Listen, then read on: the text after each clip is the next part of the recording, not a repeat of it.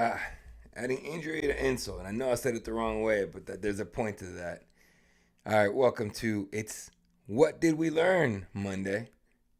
And we're going to be doing this thing today. Talking about the yesterday's. That was tough. All right, ladies and gentlemen, welcome back to Cardinals Daily. I'm Eddie Law. Hit that sub, hit that bell, send that like, and let's get right to it. Cardinals lose 16-15 in San Francisco.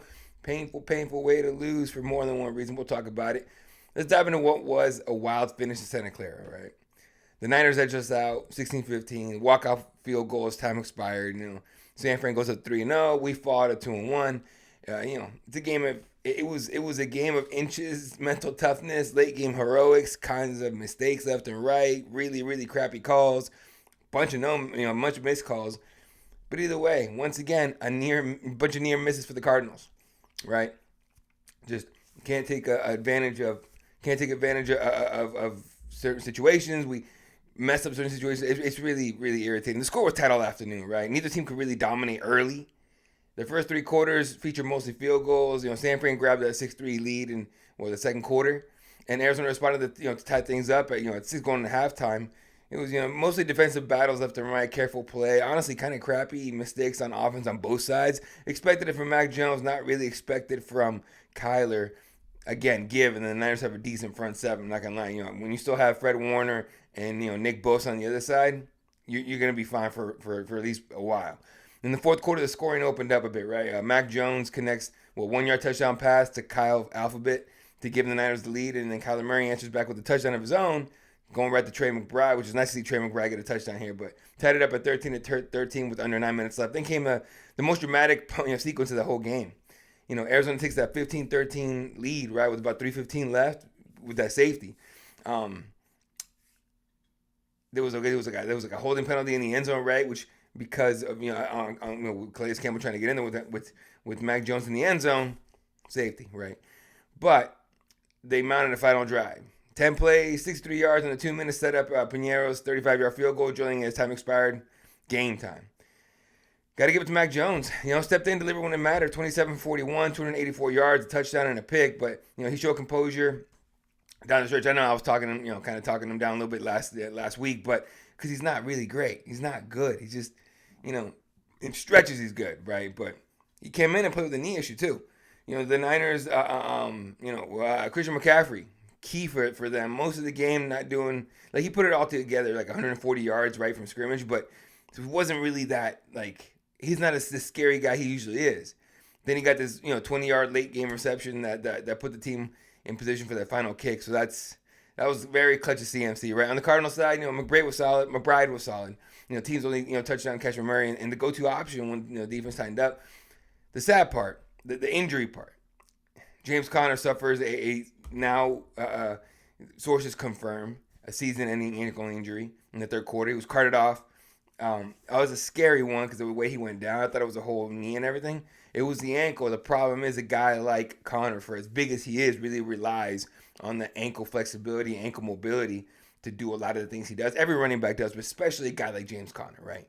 So that one hurts a lot.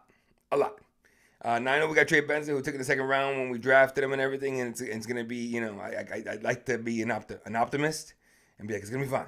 We're going to be okay. But with this Cardinal team, you always know. You never know, really, what's going to happen now. And I know, San Fran, I think they lost Nick Bosa early on with the knee injury, and he'll probably be out for a game or two because it didn't look great. But, that's neither here nor there for us anymore. We have to wait till later in the season for them to come to our house. So what exactly went wrong in Levi Stadium for us? Okay. Fought hard, got the position to win, but missed opportunities could continue to haunt us, right? A few drives stalled, a drop or two in the red zone hurt us big time. Penalties and execution in key moments. Left points on the field. That's the problem. Keep leaving points on the field. That safety was great to get 2 points. We got a double-edged sword. I don't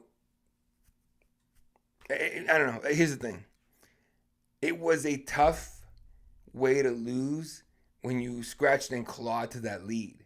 Maybe, and there was a bunch of big plays. Josh Sweat got a, and I'll break this down a little bit more as the week goes on. Josh Sweat had a really fun, really good sack, fucking beautifully done. Just overall, it was a solid game. It was just when it came, we talked about this killer instinct last week, right? Against the Panthers. When it came time to knuckle down and really put our foot on the gas or put a foot on their neck, especially defensively, we weren't able to do it, right? It's just it's really difficult to win games like that. And in fact, damn near impossible to put in all that effort and then lose like that. And then on top of that, we lose the heartbeat of this team, the emotional leader of this team.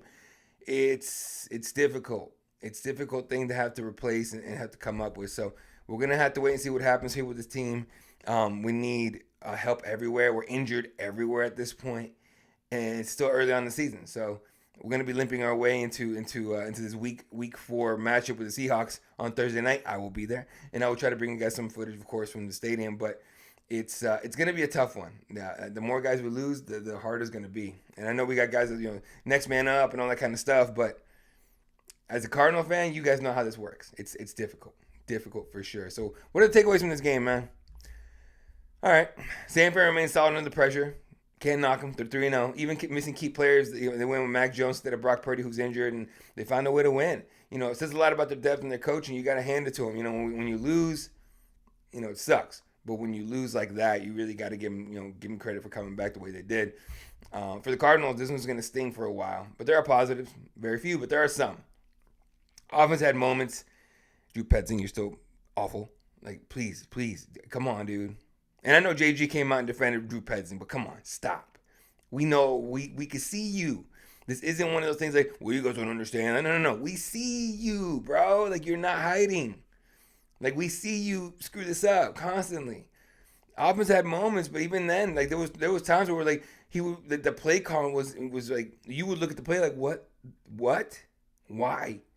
It really, really was, like, mind-blown moments, during this game, surely, right? Now, I'm not saying that we would have been able to jump into a big lead with better play calling. Yes, we would have. But, because you never know what the defense is going to do. But it's frustrating to see this team play like that, honestly. The loss of Connor looms large. It just does. Benson's going to step in. Arizona's going to need to adjust both the run game and the pace with the drives now, though. And I think the thing I like about Trey Benson is, younger, he's a little quicker. And he should be able to help Kyler out with those checkdowns and all that. But the problem is, hopefully he's ready for to help with protections. He's not as big as Connor. Still a big guy, right? But he's not like as big as James Conner. And he's not the heartbeat of this team. Who's going to step up, right? Calais Campbell, and he's capable of it on the defense for sure. He already is he's the overall leader of this team, I think. But on the offense, who's going to be the guy, right? Because K1 hasn't shown it. He hasn't shown he can be the emotional leader of his team. That's why James Conner was the guy. And James not on the field. Yeah, he could still be in there and everything, but he can't play. And it's hard to go into battle without your leader, right? So who's going to step up? That's the question to me in terms of the offense. Who's going to be the leader of that? So Connor's got to figure out how to close these games that led late, forced penalties. But in the NFL, you need to take advantage of every chance you get. 3-0 teams, they find ways to they find ways to win. And, to win by a decently wide or decent margin, not just survive games. So it is what it is. All right, hot take time, folks. This one's rough today. Today's rough, just for the fact that